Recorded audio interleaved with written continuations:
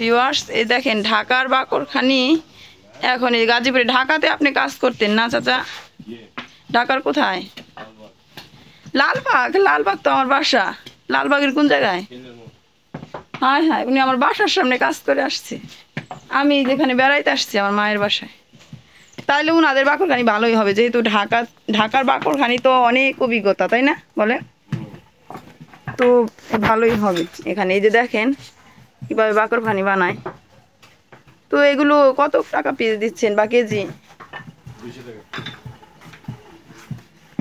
এক একটা 10 টাকা করে না? এই যে কিভাবে বানায় দেখেন একটু।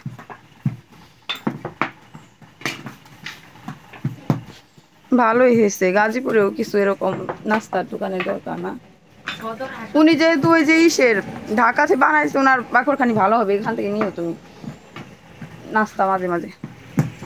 আমাদের কালকে নিয়ে আসছে 2 কেজি ঢাকা থেকে।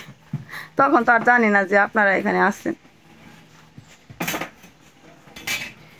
আমি ভিডিও করি। এখানে কি কয়লা দিয়ে এগুলো করতেছেন না? অনেক কষ্ট হয়, তাপের মধ্যে থাকা লাগে। কতক্ষণ লাগে এগুলো হইতে?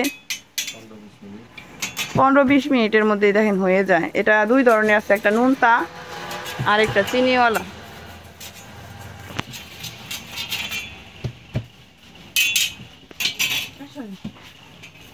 যাও তুমি, আমি আসছি।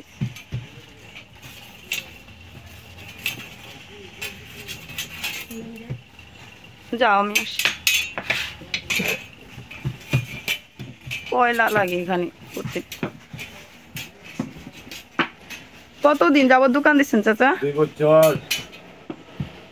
2 বছর যাবত দোকান দিচ্ছেন।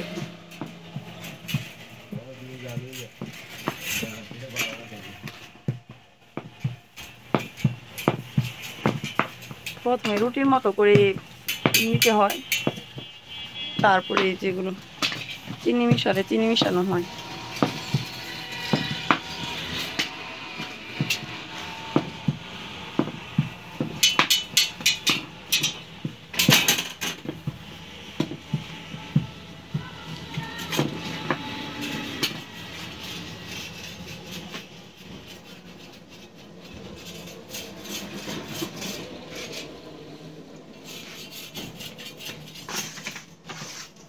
একদম ভেজালহীন, কোনো ভেজাল নাই। দেখেন সরাসরি যে বানাচ্ছে উনি।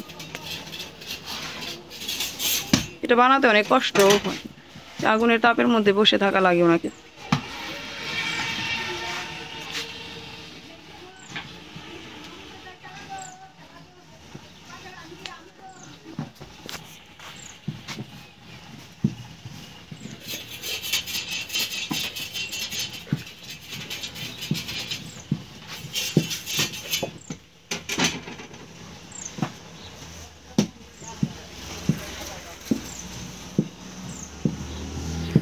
এই যে একটাই হয়ে গেছে, এখন উনি কাঁচাগুলো এখানে দিতেছে। অনেকটা নান রুটি যেভাবে বানায় ওইভাবে বানাচ্ছে।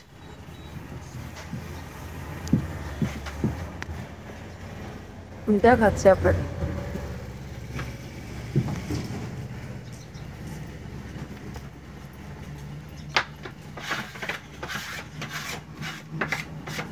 এভাবে সবগুলো দিবে, তারপরে 20-15 মিনিট থাকলেই নাকি হয়ে যায়। আর ওটা ওখানে সেল করে।